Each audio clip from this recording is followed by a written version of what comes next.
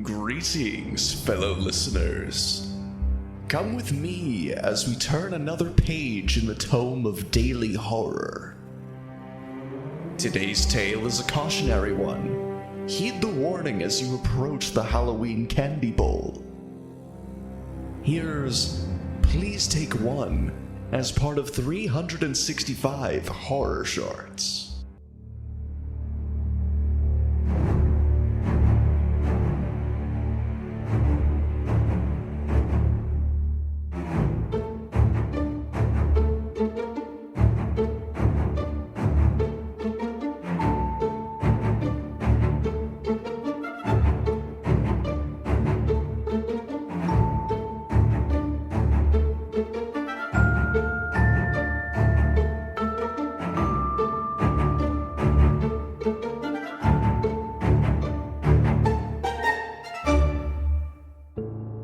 Halloween is a time for fun and a time for terror. Going door to door collecting candy from strangers, watching horror movies until you fall asleep, and leave the monsters running around your nightmares. Just make sure the monsters don't follow you outside of them. My friend Janet and I ran around in our Halloween costumes.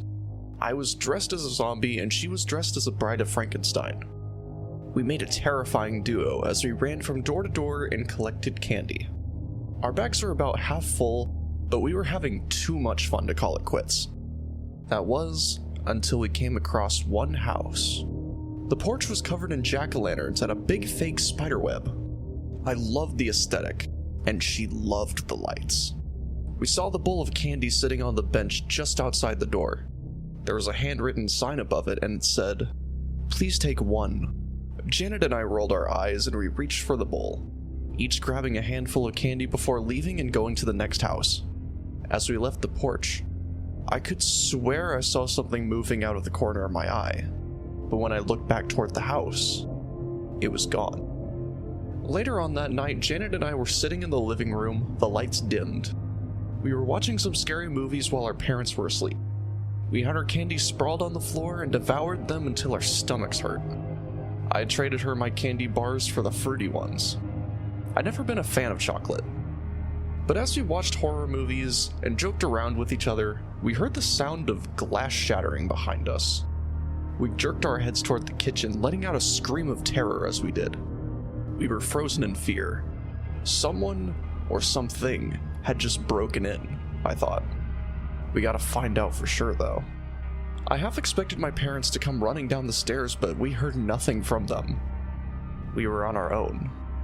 I crept over to the counter and peered over, trying to find where the glass had shattered. Sure enough, I'd found it. There was a large chunk taken out of the window next to the back door, which hung open. Someone was in the house. I ducked back down behind the counter and looked back to Janet. I mouthed to her the words, "Someone broke in." Just then I saw a shadow moving from the other side of the counter. As the person casting the shadow came into view, they peered down at me with a twisted smile, wielding a butcher's knife. The man lunged forward, taking a swing at me. I somehow managed to roll to the side just in time. He swung at me again, this time nicking my arm. Pain seared through my body as I held out my arm, but I felt no blood. I tried not to think about it too much. I jumped to my feet and grabbed Janet's arm, dragging her along with me. She and I ran upstairs, calling for our mom and dad. As we ran, we could hear the heavy footsteps behind us, the twisted man still trying to kill us. Finally, we got to my parents' room. We pounded on the door, screaming our heads off, but we heard no sound from behind the door. How tired were they? Tired of waiting, I pushed the door open and screamed out in horror. Our parents were in bed, but their stomachs were cut open, candy pouring out of them. What the hell? We turned back to the door, and the killer, whose face was masked by shadow, was standing in the doorway, the knife held high. He lunged toward us. We barely managed to dodge out of the way, leaving the killer on the ground, face first. Janet and I quickly run to the opposite side of the room. We flipped the light switch on and watched the killer, who was still on the ground, hunched over. Something was wrong. As we slowly approached him, he collapsed completely to the ground. Janet slowly reached out to him. Her hand grasped his shoulder. He remained unmoving. I don't think he was even breathing.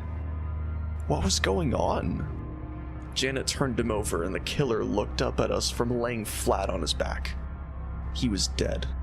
The knife that he was trying to kill us with was plunged into his stomach.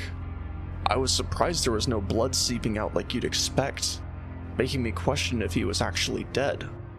But then his stomach started to shift and gurgle before foiled wrapped candy poured out of the freshly sliced opening. This episode was written and produced by DL Dare. All audio is from epidemicsounds.com. If you enjoyed this episode and want to read more 365 horror short stories, check out 365 Horror Shorts on Substack, or at 365horrorshorts.blogspot.com. This podcast is distributed by Acast, based on the daily horror short stories by DL Dare.